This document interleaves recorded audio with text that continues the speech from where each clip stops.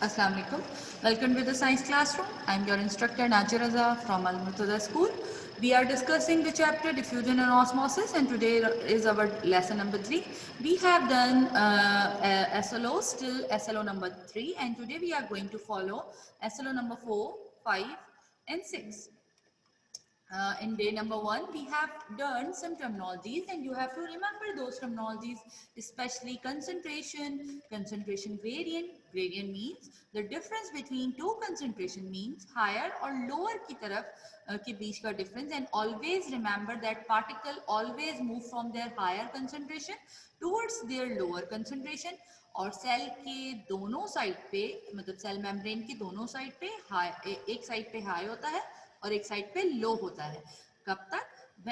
जब तक equilibrium form ना हो जाए, मींस के सॉल्यूट और सॉल्वेंट इक्वली दोनों साइड पे सेल मेम्ब्रेन के आउटसाइड और इनसाइड डिस्ट्रीब्यूट ना हो जाए. जब तक इक्विलिब्रियम फॉर्म ना हो जाए, सॉल्यूशंस डिफरेंट रहते हैं. और who is responsible for maintenance of this equilibrium? Cell membrane. Then we done plasmolysis, means death of plasma. After that we have done water potential. Today you are going to use this term more oftenly, so remember that what is water potential. The amount of the concentration of water molecules is in a solution is called water potential of that solution.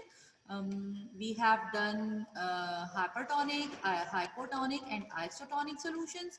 Then we have done some membranes and we have done their functions. Today you have to recall the function of semi-permeable membrane. Children, always keep in your mind that semi-permeable membrane act partially. ये बहुत ही चालाकी से काम करती है और सिर्फ solvent के पार्टिकल्स को अपने अक्रॉस मूव होने देती है, सॉल्यूट के पार्टिकल्स को रोक लेती है. ये वो चीजें थी जो आपको आज रिकॉल करनी थी. Then we have done in our this is an example of semi permeable membrane. I hope you have done your assignment number 1. Then in day number 2 we have done diffusion. Why I am recalling these all previous lesson? Because इन्हीं की base पर आज आप अपना further lesson study करेंगे. So diffusion. What is diffusion? Diffusion is just random movement of particle. अब कहाँ से कहाँ move होंगे randomly?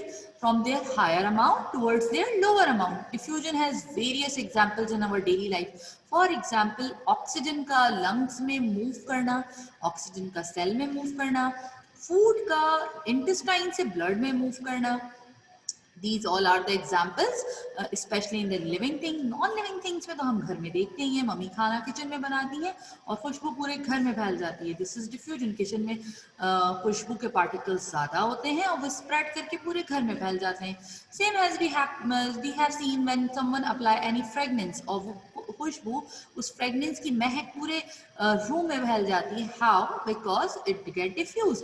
सेम हैज हैपन कि अगर लिक्विड के एक पार्ट पर आप इंक डालते हैं वाटर के ग्लास में, वो पूरे ग्लास के अंदर डिफ्यूज हो जाता है. सो इसके बाद आपने एक वीडियो देखी थी. We have plan our lessons in such format कि हमने हर लेसन के साथ कुछ रेफरेंस वीडियोस पावर पॉइंट में एम्बेडेड कर दिए, इसलिए ताकि आप जब उसको देखें उस रेफरेंस वीडियो को, तो आपका कॉन्सेप्ट मजीद क्लियर हो जाए, आपको अपने असाइनमेंट करने में हेल्प मिल सके. After that we have done rate of diffusion. Then we have done assignment. I hope कि assignment number 2 आपने कर लिया होगा. और if you have any query, you can email me, you can ask from me. Now today is our day lesson number 3. Just keep in your mind the recalling of the definition of diffusion. What is diffusion? The random movement of particles from their higher amount towards their lower amount. Second चीज जो आपको recall करनी है, that is function of semi-permeable membrane. Children, keep in your mind that semi-permeable membrane only allows solvent particles to pass through it. Now, the term is osmosis. Osmosis is just like diffusion. बिल्कुल उसी की तरीके का, बस थोड़ा सा difference है. What is osmosis? The movement of water molecule from high concentration towards the low concentration across the semi-permeable membrane. Diffusion में लिक्विड भी डिफ्यूज हो जाता है, सॉलिड भी डिफ्यूज हो जाता है, गैस भी डिफ्यूज हो जाता है. But in osmosis only water molecules will be moving from high amount towards the low amount, ठीक है. So if I am going to highlight the words, I am going to highlight water molecules, then high concentration, then low concentration. So these are the words that I am highlighting or I am underlining are the words that are key terms of this definition. So osmosis is just simply like diffusion, but it is the movement of water molecules, only water molecules, from their higher concentration towards their lower concentration. Now osmosis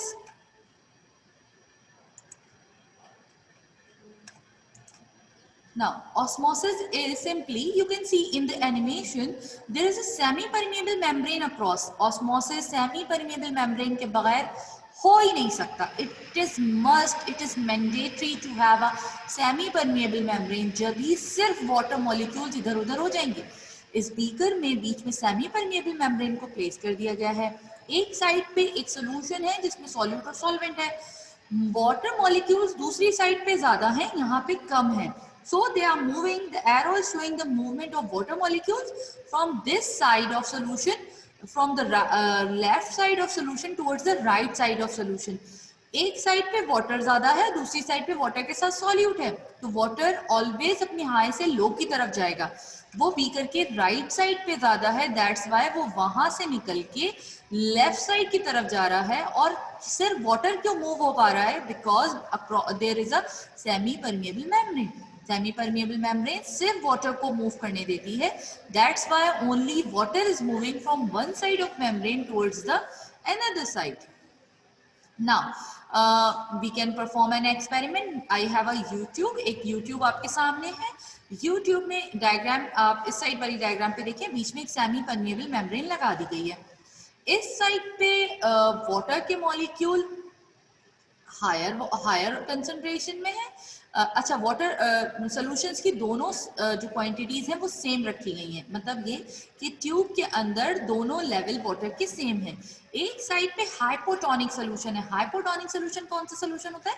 जिसमें less amount of solute होता है. And दूसरी side पे hypertonic solution है. Hypertonic solution is a solution which has more solute. अगर मैं इसी term को रिप्लेस करूं, यहाँ वाटर पोटेंशियल ज्यादा है क्योंकि हाइपोटोनिक में वाटर पोटेंशियल ज्यादा होता है और यहाँ पे वाटर पोटेंशियल कम है. तो वाटर अपने हाई पोटेंशियल से लो पोटेंशियल की तरफ जाएगा, right.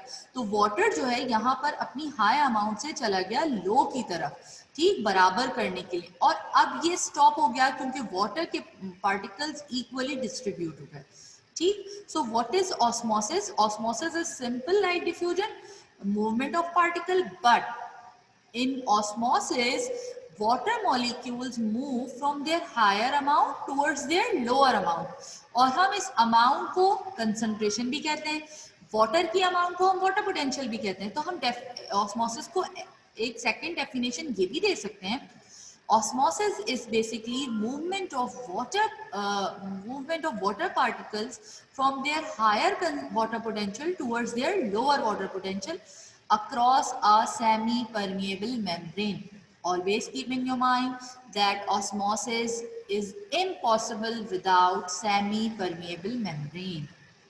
Now, role of osmosis. Osmosis क्यों जरूरी है? वाटर क्यों इधर से उधर हमारे बॉडी में या लिविंग थिंग्स की बॉडी में आता जाता रहता है? Osmosis is very useful for movement of water molecules in plant cell. Plant cell के अंदर water के molecules osmosis की वजह से ही move करते हैं. Number second, water molecules large intestine में मूव करते हैं ऑस्मोसिस की वजह से. अगर ऑस्मोसिस ना हो तो हम जितना पानी पीते हैं वो सारा पानी फ्लश आउट हो जाएगा और हमारी बॉडी में नहीं रहेगा. तो osmosis is basically maintaining the amount of water in our body. क्या, किस तरीके से? सेल के अंदर कितना पानी है और सेल के बाहर कितना पानी है, ये मेंटेन करवाता है ऑस्मोसिस, राइट. और इसकी हेल्प करती है सेल मेम्ब्रेन. एंड आपने डायलाइसिस का नेम सुना होगा. Dialysis is just like osmosis, वो एक आर्टिफिशियली परफॉर्म्ड ऑस्मोसिस है.